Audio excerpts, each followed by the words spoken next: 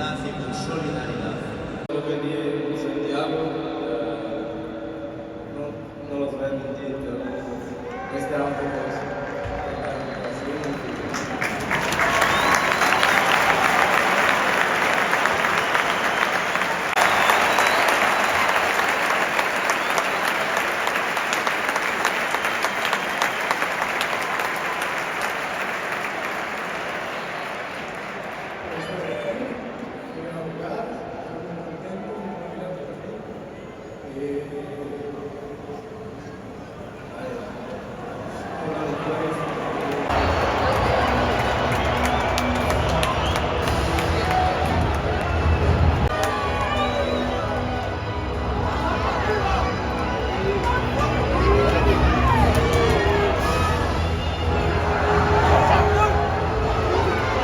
Madridistas, welcome back to the channel. So much to discuss. Let's get caught up on the latest Real Madrid news. We'll talk about, obviously, the Enri presentation and a few other interesting bits. Now, listen, before we do that, I just want to mention, I'm going to, unfortunately, I'm going to be in the hospital most of this week. I have surgery scheduled, so you guys probably aren't going to see me for a few days, so, pardon me, but I hope you guys stick around, and I hope that, when I come back, inshallah, in good health, I hope you guys will still be with me. But listen, I just wanted to mention that, and I also want to take advantage of this opportunity just to thank you guys again so much for the support, because I launched this channel a few months ago, really just a hobby. Being back in Madrid, I wanted to sort of share my passion for Real Madrid with all of you, and I had no idea the level of kind of interest and engagement it would attract. But I'm just so grateful for you guys, being with me, for your support, the comments, everything else. Really, I want to thank each and every one of you from the bottom of my heart. This is just turning out to be so much fun for me, and that's all, thanks to you guys. So thank you so much. But okay, let's talk about the Enri presentation and a few other news items. So without further ado, let's get started.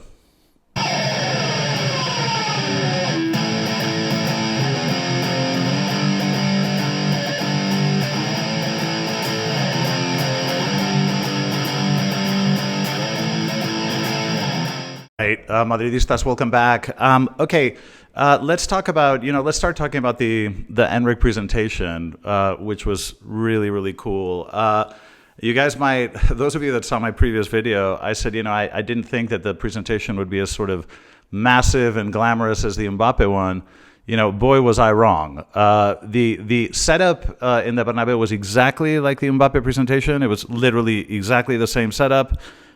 They set up the stage at the Fondo Norte, and the stadium. I mean, I think Mbappe had about 80,000 people. I think Enric probably attracted 55 or 60. I mean, the stadium looked almost full, except the area right behind the stage.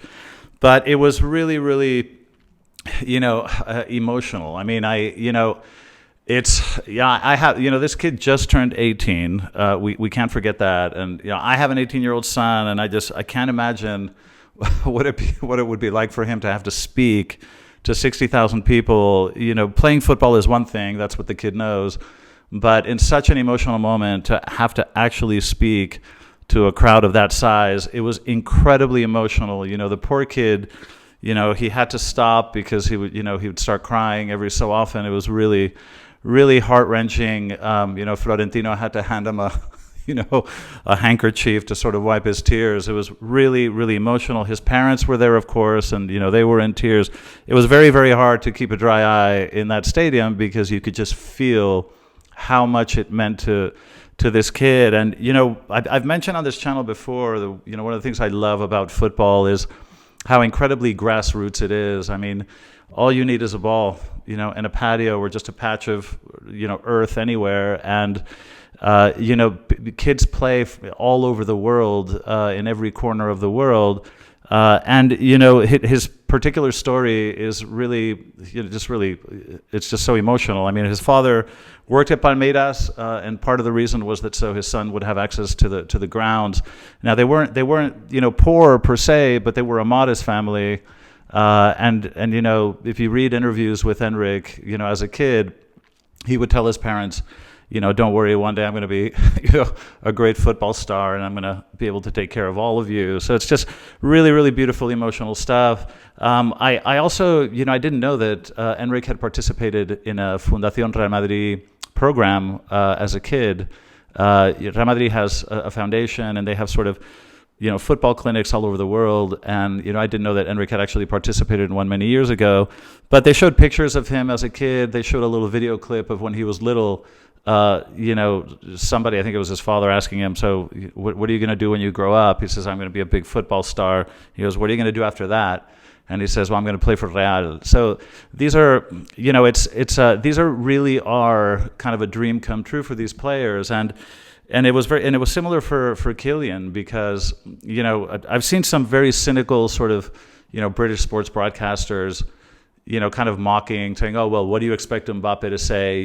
He's joining. Of course, he's going to say that. This isn't true. I mean, these people don't fake the photographs of when they were kids with his walls plastered with Real Madrid posters. And Enric didn't falsify that that little video when he was 6 years old. I mean, so it really is a dream come true for these players, and you can just feel the emotion and what it means to them. So it's really, really cool. Another thing that I do want to mention in terms of the Enric presentation is the way that Florentino Perez treats the players is really, really endearing, because he almost treats them like sons. He's always very, very warm with them. I don't know if you guys have seen footage. Before we play a Champions League final, he hugs every single one of the players as they leave the hotel to go to the stadium. And you look at the look in the eyes of the players, and there's just so much warmth there. I mean, they have a wonderful relationship, and you can just feel that these players are part of the DNA of the club, and that the relationship is such really feels like a family. So it's just really, really cool to see. So, I thought it was a really amazing presentation, and I'm really looking forward to seeing Enric play. One thing I'll just throw out there, we will, have plenty of videos discussing tactically, formation-wise, what Real Madrid is going to do. But, I don't be surprised if in some matches you see Kylian and Vini on the wings, perhaps alternating during the course of the match, and Enric as a number 9. I mean, I'm sure this is an option Ancelotti is going to entertain from time to time, and it's going to be incredible to see. I mean, I don't remember the last time Real Madrid had so much firepower. It's going to be, I can't wait for the season to start. This is going to be insane. Okay, let's move on to another issue. We need to talk about you guys may have come across articles to this effect. So there's an issue with the noise at the Bernabeu, okay? And for those of you that follow my channel, I live 200 meters away from the Bernabeu. I'm basically, if you go up Concha Espina, I'm sort of at the top of the hill, and I can see the Bernabeu from my living room, from the balcony. It's kind of like below us, about 200 meters lower. And when they have concerts, I mean, I can hear it. It's not loud enough to bother me in any way, but I mean, you can sort of hear it, in a faint way.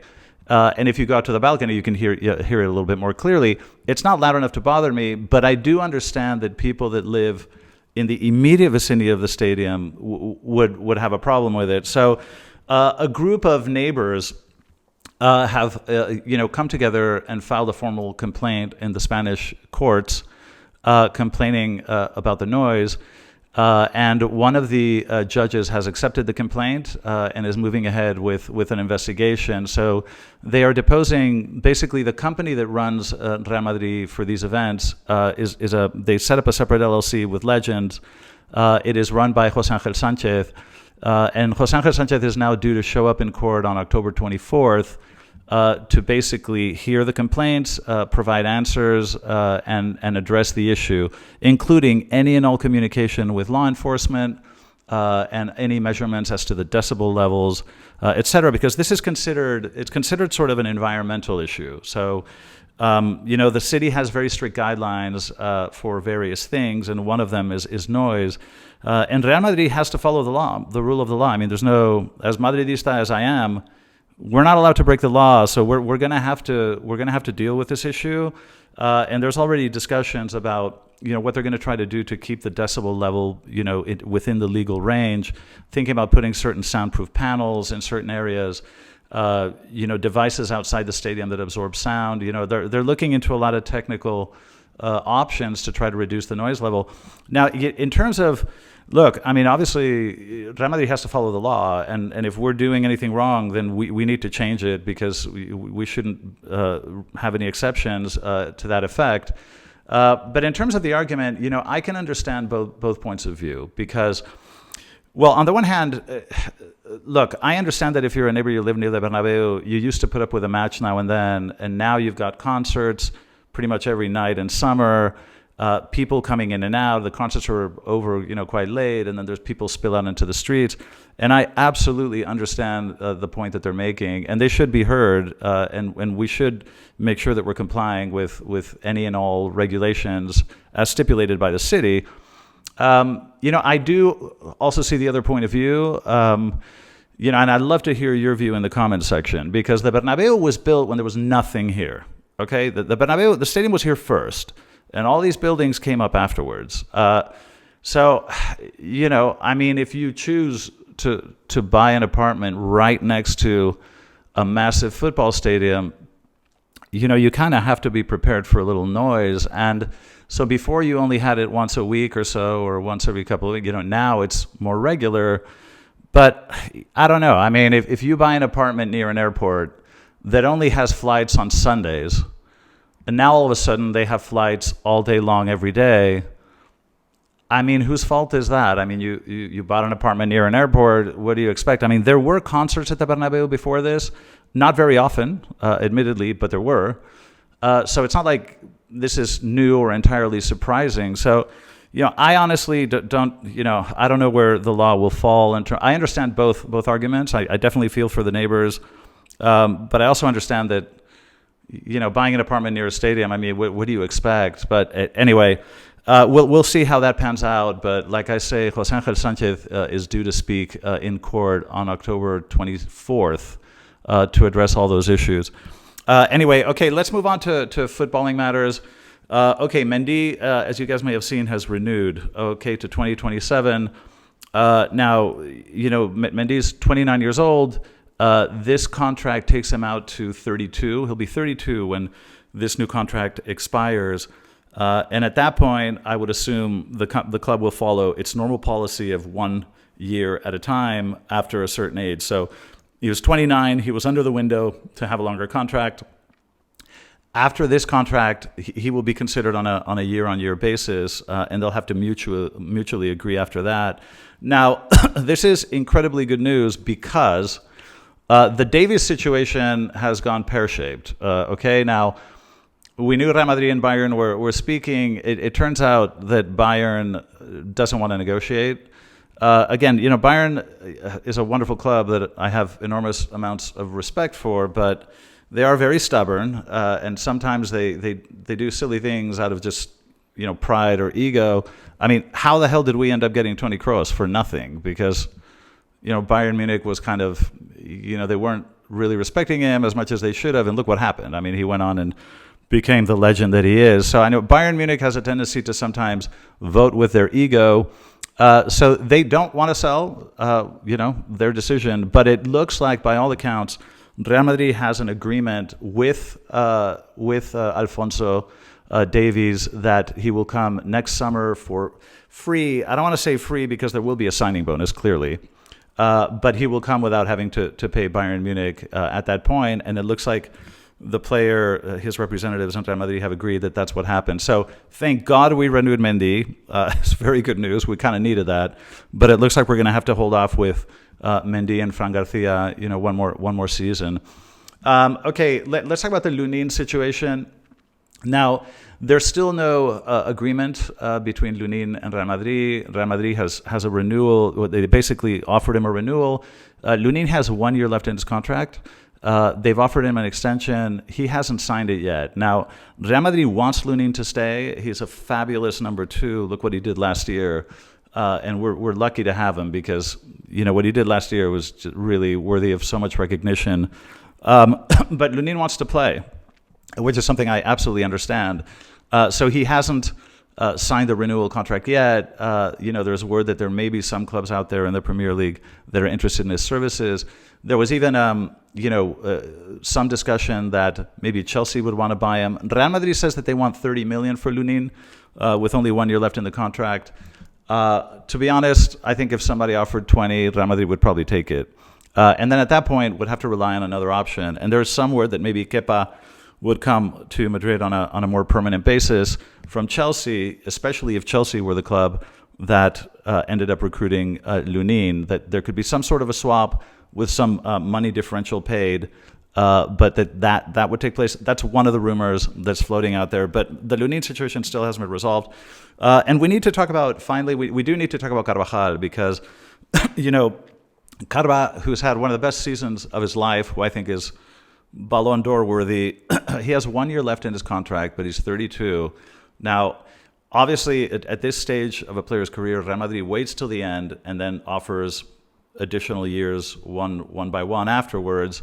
But we need to very seriously start thinking about the right back position. And I'd love to hear your comments about this because, we will get by another season with Carvajal. I hope he doesn't get injured. Lucas Vázquez did a great job filling in when he was called upon to last season. But it looks like that's what we're going to have for this year. But I do think that with a view to the medium longer term, we need to start thinking about the future of that position. Because Carvajal is 32, he had a great season last year, but you never know when the engine's going to break down. So we need to start thinking about that. I'd love to hear some of the candidates you guys might think would be good for the right back position that are sort of younger with a greater projection towards the future. But anyway, listen, that's sort of where we are. The Enri thing was just amazing. The club is getting ready to fly off to the U.S. to play summer tournaments. Not every player is going to go, obviously. Kylian's going to be resting. I think some others. But that should be fun to watch. We're pretty football starved at this point. But anyway, that's what's going on. Like I say, I'm going to be out probably for like a week minimum. So I apologize for that. But I'm looking forward to see you guys on the way back. But thanks for being with me, as always. I'll catch you guys on the other side of surgery. But thanks for being with me, as always. And as always, Ala Madrid.